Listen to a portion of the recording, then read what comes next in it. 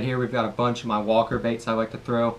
It's a hot technique. It catches fish cold weather, warm weather, windy days, bluebird days, nighttime, daytime, early morning, any kind. Fish eat walked baits. They just love them. They cram them all the time. And I mean, it's a technique everyone needs to throw. If you're throwing a big bait, you need to know how to walk a bait and what baits are the best for it. So I've got a bunch, or a few. I don't have a bunch, but I've narrowed my stuff down to the main baits I throw. So I don't have thousands of dollars in baits. I just have a few that I throw and I catch good fish on. They're all beat up, as you can see, except this one. I got this one recently, but I've caught fish on every single one of these. Let me take you through it. Black Dog Shellcracker G2, one of my favorite baits to walk. It's got a good lip to it. It's got a good angle. It walks really well. It has 3 joints, one main joint, but then that tail has an extra joint, and it flicks water really well. It flaps around. It's a nice little walker bait. I really like that bait. Another one to throw, most people won't think about it, is a lipless floater. It's not so much as this bait as a walk. It's more of a it's something you just gotta try, and I don't do that a lot. That's not one of my favorite techniques. I'll throw that, but I don't walk that a ton. I catch fish doing that though. If I see a follower, I'm just swimming that thing, just standard swimming on the top, and I see a follower, I'll pop it a few times, and that'll usually condition them to eat it. That bait has some battle scars. I've caught a ton of fish off that bait. Same with this thing. I've had this thing a while. Another one of my favorite baits, probably, if that's not the top bait for walking, it's this one. More likely this one. It's the MS Mini Slammer. It's a little baity rat bait. As you can see, I don't really like foot-long baits, 10-inch baits. I'm not a huge bait kind of guy. I catch a lot of good fish off quality smaller baits, smaller packages. I just kind of like them a little bit better than the giant baits. This one has a really nice lip as well for it. Mainly, the main thing you want to look for in a walking bait is that lip concave. I don't have any other lip baits in my box right here, but this one walks well. It's got that good angle. This one walks. It doesn't walk beautifully. It walks really well, but not as well as this one. But that's mainly just because you can see the difference of the lip angles. This one has a more sharper downward angle. This is more vertical. So as you can see, those 2 lip angles. This is a homebrew rat made by a member of Swimbait Underground I got. I like it for walking. It's not the I'm gonna be honest with my review here. It's not the best straight swimming rat. You don't want to just cast this and slowly wake it. More of a walking bait. As you can see, it's a 90-degree lip, full vertical. So this will not dive at all. No, as this thing will get down 4 or 5 feet if you really want it to. This one will get down 2 or 3. This one will get down nothing. It will not dive because of that lip structure, as you can see. That also makes it a really good walker, though. It's weird how the lips and everything combine to make one bait walk better than the other. It's just bait physics. That's all it is, and you just gotta play with it, see which one you really like. There's a lot of rat baits out there that people like to walk. Nazumas, Morning Woods, I've heard walk fairly well from a few sources.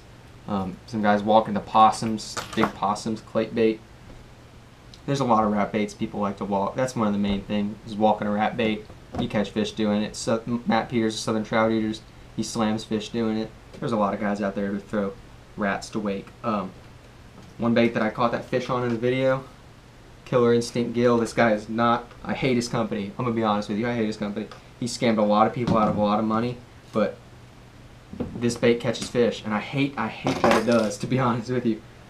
I don't like supporting someone that does that, but I got it for a deal from another member, and enough about the bait history, but that's just it. That's a great setup for walking. It's got the cut bill, as you can see, it resembles that shellcracker really well.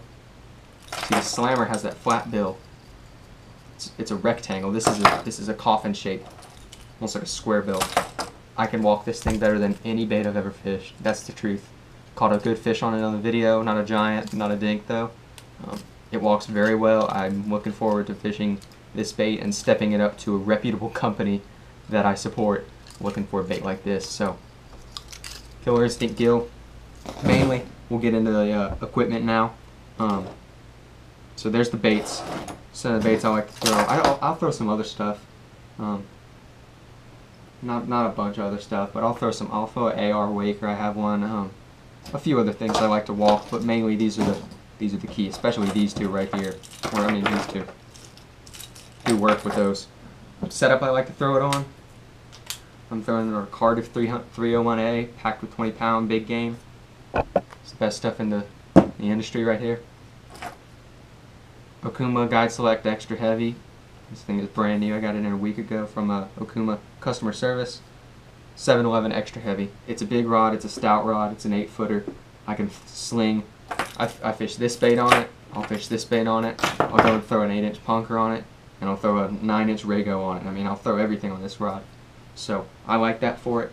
Some people, one of the things that people do while swim baiting is they go a little bit weaker on the rods, and like I see a lot of people throwing heavies, medium heavies for smaller baits.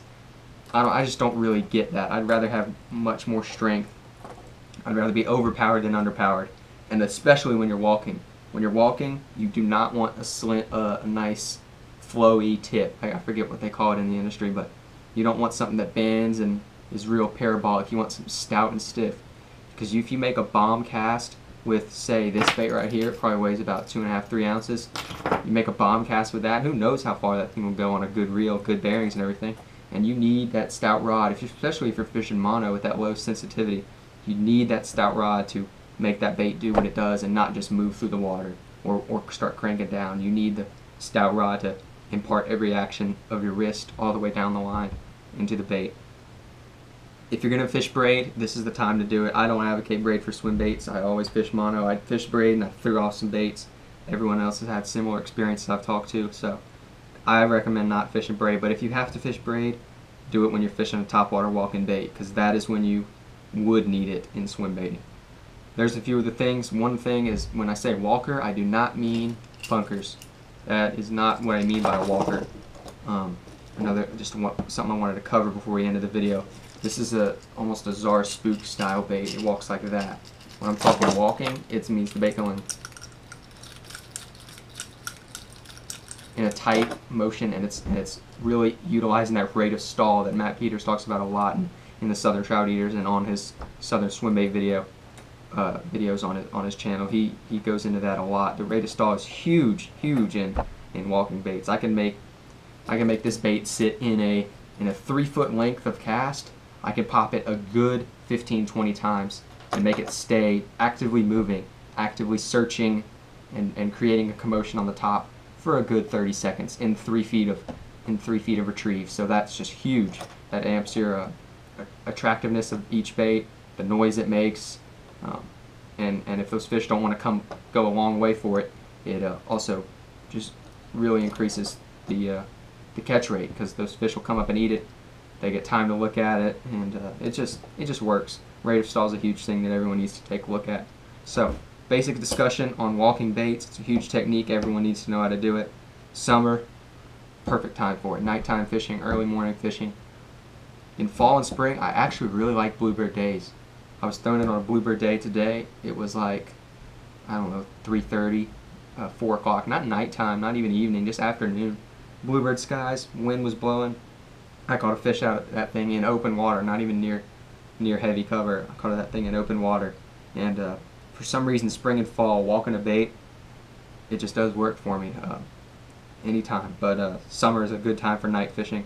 Winter, depends on where you are. If you're down on South Florida, fish these things all year round. I fish them. I mean, I caught a fish on it today. It's February. So, depends on your climate, depends on what depth you're fishing. Of course, if you're fishing over 50 feet of water, you're not going to be throwing these baits unless they're schooling. So, just use common sense on it. Shallow water, fishing some pinpoint structure, making good casts into shade pockets, into holes, into weed lines, weed pockets, weed holes, everything. Just look for a spot where you can put that bait and keep it for a while, and that's what will get you your bite. Thanks for watching this video, guys. I hope you utilize this technique. Stick a giant out there, guys.